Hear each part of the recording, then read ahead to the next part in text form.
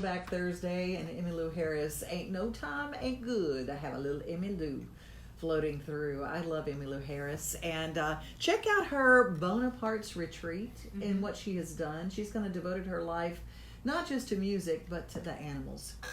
And what she does, and they have all sorts of, they have a store that works with them now with Bonaparte's Retreat. You can take your dog there and do the self-wash. I think they do other services too. It's out in Germantown. Great spot. Bonaparte's Retreat, check it all out. And speaking of check out, it has been dry. You know, you just, where everything's just dry this time of year. And dust everywhere. Dust, it's crazy. I can't believe there's no rain in the forecast for, well, maybe on Monday. But otherwise, we haven't had rain in like almost 2 months. A significant rain. There was like a passing shower, but that doesn't count technically. I know. Because it doesn't really help anything. Dries out so fast once it rains. Nashville Landscape Design, Dalton Quigley, welcome. How are you? I'm doing amazing. How are you guys doing? Good. Wonderful. Good to see you. And you've been dealing with drought in a lot of yards that you've been working with, and how do we deal with it? First, let's talk. You came up with something that I thought I had never heard this before. Top dressing. To me, that's a shirt. You know. Well, top dressing is when you're going to take this finely ground compost and you're going to spread it all over the grass seed that you've put on your yard. And what happens is, as the grass grows, the compost is woven all into the roots, and now your yard's going to be able to retain water better because you have this barrier under. You know, once it gets water, it's going to retain it longer. Do we need to aerate before we put grass seed down? Yeah, people do that here all the time because the soil is clay and it's compacted and everything. There is a way to naturally, decompact your soil. If you use if you use there's a fertilizer that you can buy, and it's made out of kelp and chicken manure. And Interesting. it's granulated. You can spread it on your yard. One bag is about $30, and it does 10,000 square feet. You can do your beds and your lawn. If you have dogs, I'm going to tell you keep them in the house. Take them somewhere other than this because it's their favorite thing to roll in. I'm just telling you, it's the worst smell on the planet. Yeah, chicken manure is awful, but it's very mild, when you do it this way. And what happens is you're going to feed those microorganisms in the soil, the little nematodes and worms and whatnot, and they're going to naturally burrow into that clay. I love feeding my nematode. So this is an organic way. You're not adding any harsh chemicals or anything that anybody's going to react to. Good. And you're going to turn that soil into aerated soil because as they burrow and live out their lives and leave the enzymes behind as they do all their things that they do, they leave little holes and the air passes through the soil. What is the name of that fertilizer? Well, they go by different brand names, but the combination you're looking for is kelp and chicken manure together. Okay, kelp chicken manure. Okay, that kind of gets us started. If you have an aerator, is there something that you can buy that's kind of manual that you can just run across your yard? I have one that I attach to my riding machine, and it's just got these, I put a big weight on the top of it and lower the bar, and then it plugs. But by hand, it's really, really hard to punch holes in the soil with anything that's not motorized. Oh, okay. Because it's so hard because of that clay. It is. Yeah. And can you hire someone to come and just aerate? You can all the time. There's loads of people, and if someone wants to call me, we've got lots of people that we recommend for that. Okay, Nashville Landscape Design. Okay, let's talk. You've got the top dressing down to get ready for the lawn. That means getting ready, and you have to water. You definitely have to water at this time of year. The Nashville area gets 52 inches of rain a year. It's not even across the whole year. If it was, then you'd never have to need an irrigation system. But we get times where we get plenty of rain, and we get times like now where we're in a drought. And so, the average plant needs 52 inches of rain a year, both our grass and our shrubs and whatnot. And so it's the perfect environment. You're just going to really have to water at this time of year. Let's talk barrier for plants. What is that? You sent me a note and said a barrier to protect plants. Right. I don't know what that is. So sometimes people will take pavers that you use to make a patio with, those little square pavers, and they'll put a ring around the tree and put the mulch in there. And that stops you from taking the weed eater and hitting plants. There's a thing that they say, it's called ringing a tree. Like if you get a small tree and you've nicked that bark all the way around, then the tree dies because the water doesn't go from the roots upwards. And to prevent that, you'll make some sort of little barrier and fill it with mulch. And there was a lesson that I learned that was super, super important. when I first started in the industry, it was around 1993, 94, and I was young and I'd hardly even used a weed trimmer ever. I got this cheap one, which the cheap ones never have the strength that you really need anyway. And I had this, my very first customer was this lady who absolutely loved plants. And she, in her front yard, she had random plants growing up in the grass. And she said, Dalton, I've got this plant. It came from somewhere in South America. There's not very many of them. It came from this very important botanist who was doing this research and whatnot. And so she got one and she put it right in her yard. And it was one of my very first customers and first time using a weed trimmer. And I was trying to be as careful as I could, you know. And I inched closer and I inched closer, and I wanted to do a really, really good job. So I wanted her yard just to be immaculate and very well done. And I just knew I was so confident in myself that I am not going to hurt this plant. I'm just going to be real close, and I know it's going to be fine. And I revved the engine, and it snagged that plant and tore it to shreds. Oh, no. And she had looked me in the eyes, and she was so emphatic about how important this plant was. And I felt like I died, you know.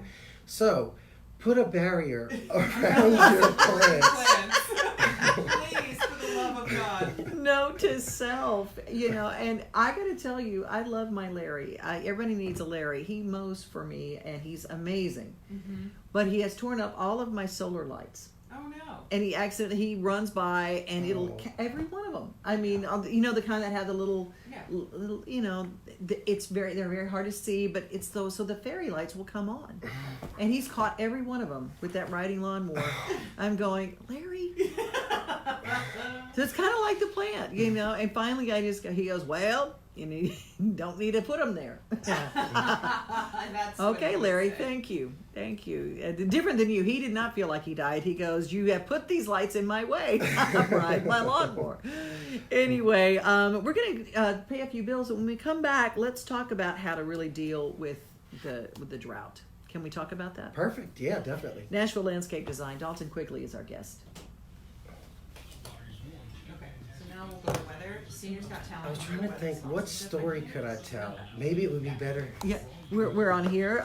Let's talk about like, subscribe, and share this video with everybody that you know, even people you don't know. Just go on Facebook, share it to everybody. Go to Twitter, go over to your LinkedIn account, and share it. Everybody needs to see this video. Yes, they absolutely do. Hi, Anya. Hello, Helen. Hi, Elizabeth. Hey, Joe. But we'll stop Joe, I cannot wait to hear the rest of that new album. That's fantastic. Just make sure that you have it highlighted, and then you would just fire. And we're going to do a spot right here. You want to do spot? Mm-hmm. She's going to do a spot. Y'all hang on. I got to do pay a little bill, and we'll be back. We're going to talk drought, and I want to talk plants that you can't kill because apparently they haven't met me yet. Churchill Angels. Our friend from Churchill Mortgage will tell you that getting a mortgage right now is perfect because the rates are at an all-time low. If you have a mortgage in the 6s, the 7s, the 8s, it might be time to refi because they're lower than that. Way lower. And find out about, you weigh the fees that you would pay because there are always fees. Even when you refinance, it's a closing just like you would close anytime. Weigh that with the savings that you're going to make just by refinancing and getting a new interest rate. Kevin Watson is the man with the golden calculator. He is so quick at telling you how different it's going to be and how much money you're going to save. It's just incredible what he can do. ChurchillMortgage.com/WSM, and they can help you with your debt to income ratio. They can look at your credit scores to find out if you're going to be able to get one of those rates. Because just because the rates are that low doesn't mean we can all get them. There's a lot that goes into it. They have a lot of factors. But if you can, it would be worth getting a free looky-loo to see if you would be able to save a little money, if it's going to be a good financial way to, you can use your house to actually grow wealth. It is the biggest investment you will ever make. So go to ChurchillMortgage.com/WSM, get yourself out of debt, pay your house off, pay it off early, save a lot of money. They will teach you how at Churchill. All right, so after you do the temperature, I have to do this traffic sponsorship. And then we'll go right back in. Traffic. Not traffic, weather. Oh.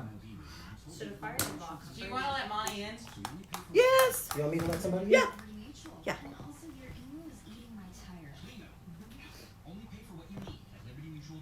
You guys who are watching on Facebook Live, this is the way it is. It's like Three's Company, someone knocking on the door. You're not in or Come on in. Down a little bit. We're on Facebook Live, Monty Holmes. 83. who's catering this gig? 83 degrees in America's Music City, no rain in the forecast. Brought to us by Lexi Carter. Seniors Got Talent at the Franklin Theater coming up October 22nd at 7 p.m. For more information and tryout times, call 615-614-8555. 10 seniors will perform. You won't want to miss this fun-filled evening. Seniors Got Talent at the Franklin Theater. Hey, can I go do it?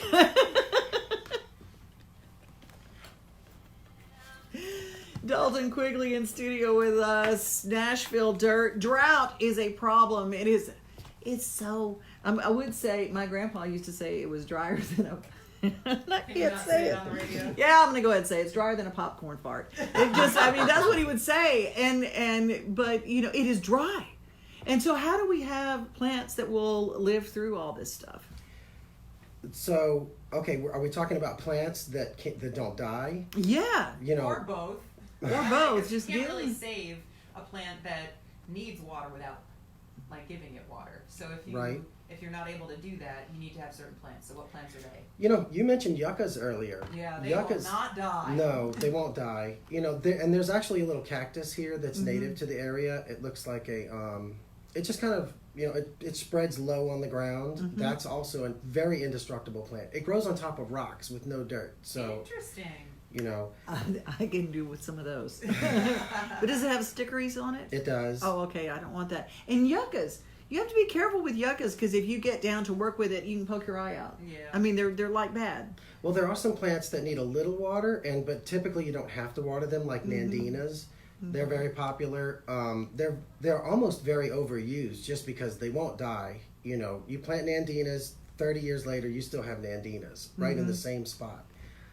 Okay, can I ask you, speaking of plants that don't die, there are people that are using as a barrier plant bamboo. Oh yeah, that's horrible. It it is horrible, isn't it? Because it takes over everything. It is not native. It's not an indigenous plant to us here, and I've heard that it will get in and get into your water pipe system. It'll go under the concrete, and you try to remove it, and it's just going to continue to return from under the concrete. And most people don't have the patience or like put it down on the schedule to come back every week and try to, you know, any little new shoots to come up to get rid of it. It takes that kind of consistent effort to actually get rid of bamboo. It's really difficult. So when they say sustainable material, wherever they grow bamboo and it is a crop, it is literally sustainable forever. Yeah, bamboo is not going anywhere. It'll die to the ground, and somehow it'll be resurrected as soon as it gets a little water. So don't plant bamboo.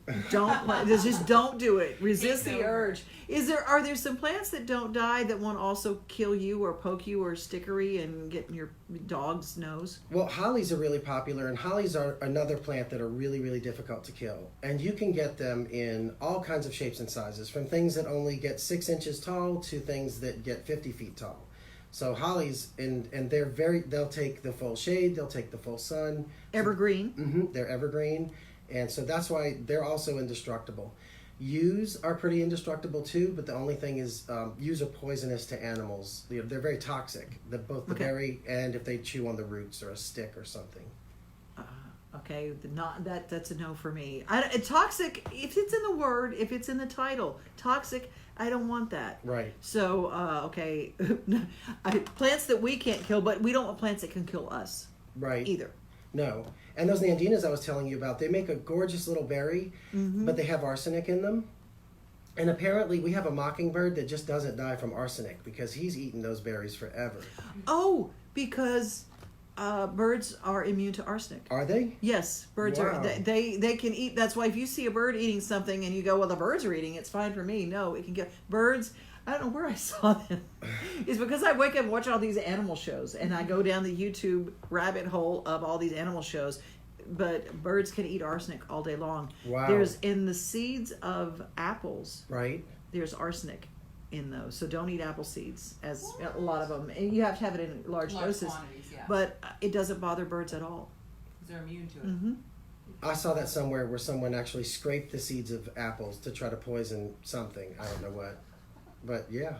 It'll take a long time, I think. Let's move into dealing with the drought as far as, you've got your we got to go to a commercial break, don't we? No, Are we good? we're good. Okay, because I start talking about this stuff and it gets so exciting for me. When you talk about drought, and we talked about the big irrigation systems, but you mentioned something called a drip line. What is a drip line? Because my sister talked about, she's got a drip line too, and I don't know what they are. Right. If you don't want to spend the time, hosing, just walking around with the hose, watering everything, you can actually buy these hose lines at the big box stores, and you snake them around the plants, and you're going to hook them up to your and you can hook them up to timers even, and set the timer, and then it'll just weep out water right at the root system. It won't spray it aggressively or anything, or use a whole lot of water. It just weeps it right at the root system, and that can be a very, very affordable way to set up a system for yourself.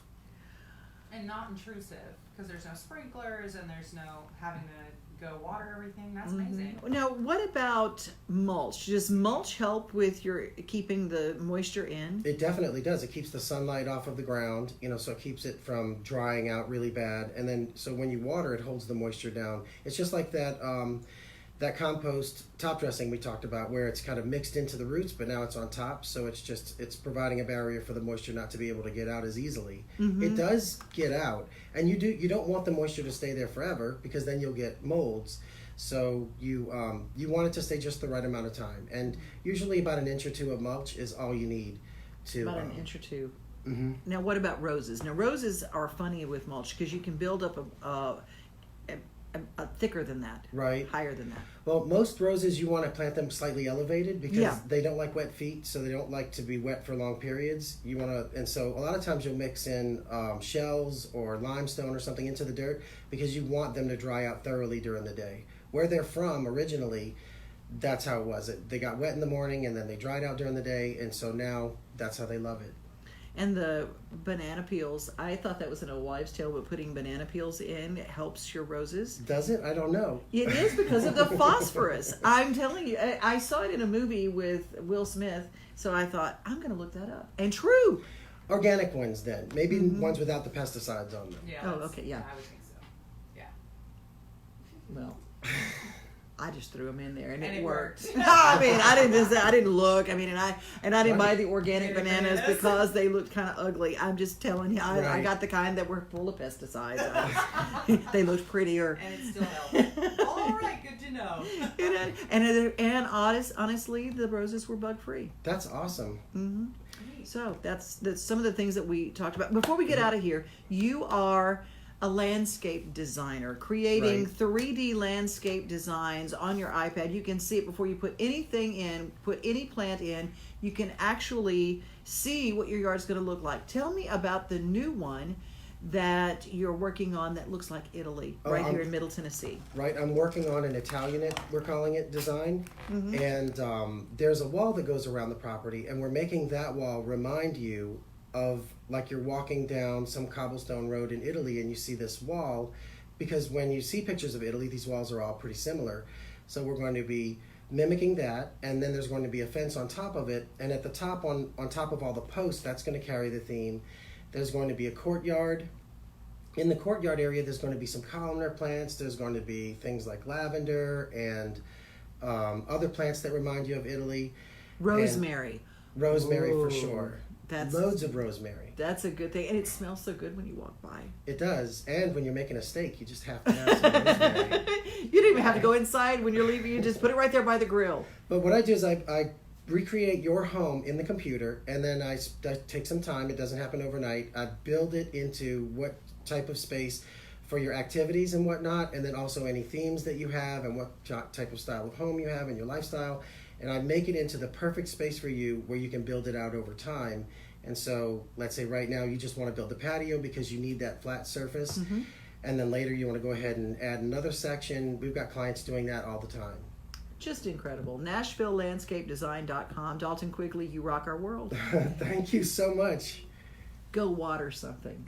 I'm just telling you, your mums need watering every day. I'm telling. I just keep my. I haven't even put them anywhere because the mums I have, I just have a water hose right next to them. My life is watering mums now. Until it rains. Here's Winona. She's also going to be the guest, the special guest at Rock the Cradle, which I'm hosting coming up in October.